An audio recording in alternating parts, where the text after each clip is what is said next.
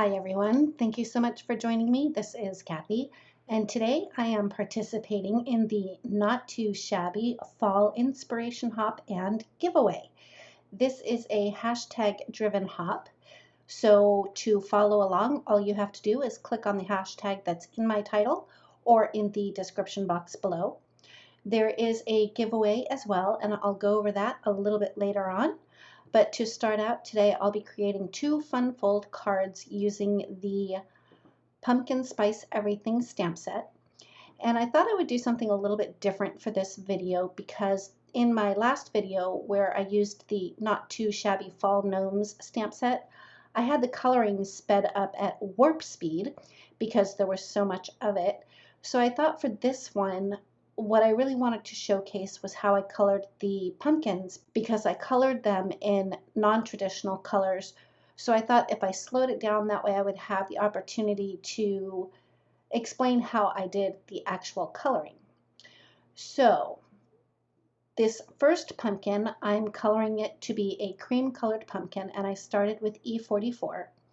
I concentrated the E44 around the stem of the pumpkin, and I used it pretty sparingly up at the top there because it is a fairly dark color. You'll see once I'm done with all the blending that it lightens up quite a bit, but I did want to make sure that I didn't overdo it. I also concentrated the E44 along the bottom of the pumpkin except for the center section of the pumpkin that's right up front. Then I came in with E43 and I extended those flick lines out a little bit more. Careful again not to go too far because the E43 is kind of a medium dark color. When I do bring in the E43, I am actually starting on the E44 and flicking down from the top and then from the bottom up. And you'll notice on the very center section of the pumpkin that's right in front there, I did leave white space between the stamped line and where I added color in with my marker. And I keep going back and forth with the E43 just to make sure that I'm getting it in all the little nooks and crannies where the shadows would be the deepest. Next I come in with E42, and again I'm starting in the E44 and flicking down from the top of the pumpkin, but when I work on the bottom of the pumpkin, I flick from the bottom up. And the flick lines are uneven. I'm trying to avoid having them be all the same length because it would end up looking kind of flat. After I was done with the E42, I brought in the E41. The difference with the E41 is on the top of the pumpkin above the scarf is I started to flick from just above the scarf into the other three colors. On the bottom of the pumpkin, I did the same thing. I started above the darker colors and flicked down into those darker colors. But I was careful not to go into the darker colors too much because the E41 will definitely fade out or bleach out the darker colors. After the E41, I did come back in with E42 and added just a little bit more. And then I came in to darken up some of those shadows with E43 again. To blend out some of the harsher lines on the right side, right in front of that first coffee cup, I did come in with the E41 just to blend it out a little bit more, and then came back in with the E43 to add a little bit more shadow underneath the scarf and also because of that coffee cup. For the stem of the pumpkin, I started with YG95 and I flicked from the bottom of the stem up, but I came to a point at the very base of the stem before it hits the part that's on top of the pumpkin, if that makes any sense. Then I came in with YG93 and filled in the rest of the stem, and I lost all of my definition, so I came in with YG99 just to add in a darker color around the very bottom of the stem and where the stem curves, underneath the curve of the stem. So that's it for the cream colored pumpkin. Now, both of my cards are a fun fold card, and it's the same fun fold. I just did one in a portrait orientation, which is this one, and the second one I did that one in a landscape orientation. To create this fun fold, you need a piece of cardstock that measures 4 1/4 by 11 inches. You'll score at 5.5, just like you would for a normal top folding card. You'll also score at 2 3/4 from the left-hand side. You're going to fold the card in half and burnish the score line really well, and then you'll fold the first score line in the opposite direction so you end up with a Z-fold card. And again, you want to make sure that you burnish it really well with your bone folder. So that's how you create your basic Z-fold card base. To finish up the card, I had cut some patterned paper down just slightly smaller than the actual card itself. I'll have all of the measurements along with all of the products that I used listed in the description box below. And I'll also be sure to list the Copic colors that I used for the entire images.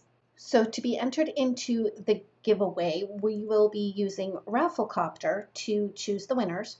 To be entered to win one of 3 gift certificates, be sure to leave a comment on each video for this hop, and then proceed to the Rafflecopter link to enter the giveaway. The winners will be pulled from entries on Rafflecopter. There will be 1 gift certificate valued at $25, 1 at $15, and 1 for $10, all to the Not Too Shabby shop. Make sure you leave your comment no later than August 23rd, and the winners will be notified 48 hours after the giveaway has ended. So to finish up that first card, all I did was I popped it right back into my MISTI so that I could stamp the sentiment on the inside, and then I decided to add some crystal lacquer to the little berries, and that finishes up the first card. So moving on to the second card, and this one is the Landscaped Z-Fold card with a gift certificate holder inside the card. For this pumpkin, I started out with C7 for the stem, and I concentrated that again at the very base of the stem and then flicked it up towards the top of the stem, but I stayed on that left-hand side underneath the curve. Then I came in with C3 and blended out the C7, and then decided that I needed to add a little bit more texture at the bottom of the stem, so I brought the C7 back in, and then I did one more quick swipe with the C3 to blend it out. To color in the actual pumpkin, I started with C5. I concentrated the C5 at the top of the pumpkin, and I used the C5 very sparingly on those seams of the pumpkin because I was just trying to get like a little bit of a cast shadow on each section of the pumpkin. Then I came in with YG93 and extended the C5 down a little bit further on the pumpkin. Next, I came in with YR24, and as I'm filling in the top of the pumpkin, I'm starting from the top and I'm flicking downwards, and I am going directly over the YG93 and the C5. From the bottom of the pumpkin, I did the same thing where I started at the bottom and flicked up towards the top, and again going over the YG93 and the C5. At first, when I was playing around with this color combination, I wasn't too sure about having that YR24 go over the YG and gray markers. I thought for sure it would create a bunch of mud, but it really accentuated the shadows on each of those sections of the pumpkin. On that center section of the pumpkin, again, I left white space between the stamped line and the marker. And once I was done with the YR24, I came in with Y21, and I am blending over all of the colors, but I'm doing the same thing where I'm flicking from the top of the pumpkin down to the center of the pumpkin, and then from the bottom of the pumpkin up towards the center of the pumpkin. And also with the Y21, that's where I fill in that white space at the very bottom of the section of the pumpkin that's right out front.